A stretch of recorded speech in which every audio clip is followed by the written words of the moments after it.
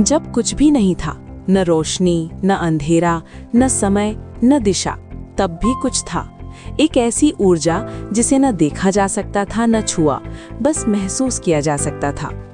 यही है सृष्टि की पहली धड़कन। आज से लगभग 138 करोड़ साल पहले पूरा ब्रह्मांड एक बिंदु में सिमटा हुआ था, इतना छोटा कि इंसानी कल्पना भी उसे पकड़ नहीं सकती। फिर अचानक महाविस्फोट हुआ। ये कोई धमाका नहीं था, बल्कि सृष्टि का जन्म था। ऊर्जा फैलने लगी, तापमान करोड़ों डिग्री, और उसी आग से जन्म लिया हाइड्रोजन, हीलियम और भविष्य के सितारों के बीज ने। समय बीतता गया।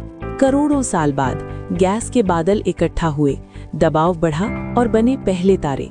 ये तारे सिर्फ रोशनी नहीं देते, वे कारखाने थे।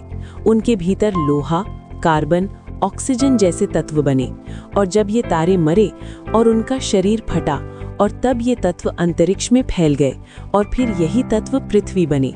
और उससे भी करीब 460 करोड़ साल पहले एक गैस का बादल घूमने लगा। घूमते घूमते उसका केंद्र गर्म हुआ और बना सूर्य। उसके चारों ओर धूल और पत्थर घूमते रहे। यही थे ग्रहों के बीज।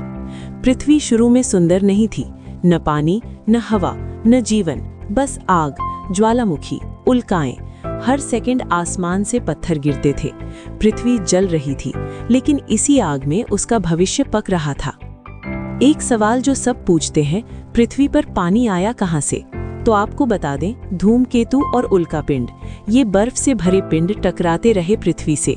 धीरे धीरे पानी जमा हुआ, बारिश हुई लाखों साल तक, जिनसे बने महासागर। शुरुआती हवा जहरीली थी, कार्बन डाइऑक्साइड, मीथेन, सल्फर।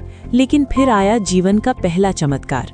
समुद्र की गहराई में छोटे छोटे जीव बने, एक कोशिका वाले। उन्होंने कुछ अनोखा किया, फोटोसिंथेसिस। उन्होंने जहर को बदला ऑक्सीजन में, हवा बदली, आसमान नीला हुआ और पृथ्वी सांस लेने लगी। फिर मछलियां बनी, फिर जमीन पर रेंगते जीव, फिर जानवर, फिर दैत्य। वे पृथ्वी पर करोड़ों साल राज करते रहे, लेकिन सृष्टि हमेशा बदलती है। एक उल्कापिंड फिर पृथ्वी से टकराया और सब खत्म। डायनासोर के बाद छोटे जीव बचे, समय के साथ बंदर जैसे प्राणी, फिर इंसान, जिसने आग जलाई, भाषा बनाई और सवाल पूछा, मैं कौन हूँ? पृथ्वी कैसे बनी? अंततः हम क्या हैं? हम सिर्फ इंसान नहीं हैं, हम मरे हुए तारों की राख हैं, प्राचीन समुद्र की याद हैं, धरती की आग हैं। पृथ्वी कोई पत्थर नहीं, वो जीवित कहानी है, और हम उस कहानी का छोटा सा हिस्सा हैं।